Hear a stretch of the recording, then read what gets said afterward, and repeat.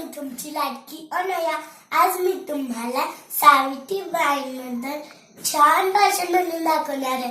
ज्ञान नाही, विद्या नाही, ते घेण्याची गोडी नाही, बुद्धी असून चालन नाही, तया समानो म्हणावे का, तया समानो म्हणावे का, असा फक्त प्रश्न करून न थांबता त्यांनी ज्ञानाची ज्योत पेटवली आणि माझ्यासारख्या अगणित बालिकांचे भविष्य प्रज्वलित केलेल्या सावित्रीबाईंच्या जयंती.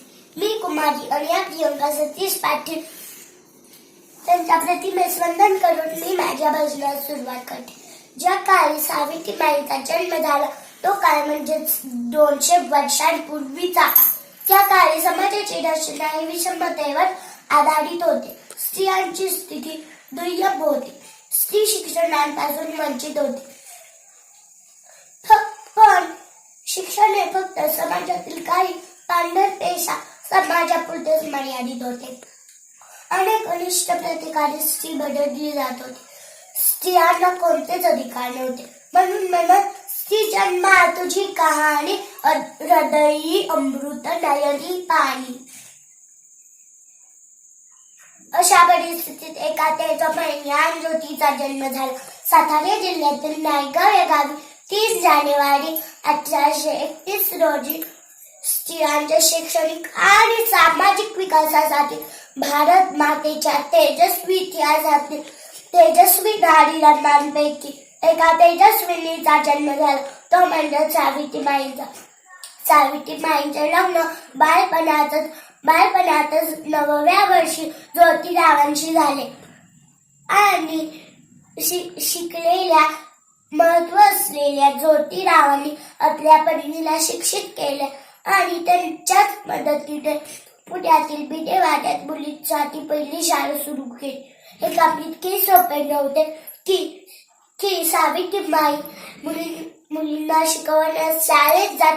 त्यावेळी समाजातील काही कर्मठ लोक त्यांच्यावर दगड, चिखल आणि शेणाचा मारा करत. पण सावित्रीबाईंनी न जुमानता आपले कार्य सुरूच ठेवले आणि अवघ्या 4च वर्षात 18 शाळा सुरू केल्या. म्हणूनच त्यांना ब्रिटिश सरकारकडून गौरवही करण्यात आला. सावित्रीबाईंनी संघर्ष केला म्हणून आजच्या स्त्रीच्या पंखात उंच भरारी घेण्याचे बळ आले. म्हणून म्हणावे वाटते की किती भोगले, किती सोसले, तरीही तिने शिकवले. स्त्री शिक्षणाचे दडे पुढे तिच्या साऱ्या लेकींनी गिरविले. हे जे उत्तम उदाहरणच म्हणजे पूर्वीच्या स्त्रिया उपवास करून चंद्राची पूजा करायच्या. पण आजच्या स्त्रिया उच्च शिक्षण घेऊन चंद्रावर जाऊन चंद्राचाच अभ्यास करतात. आपल्या चंद्रांच्या यशामध्येही 54 महिलांचा सहभाग आहे.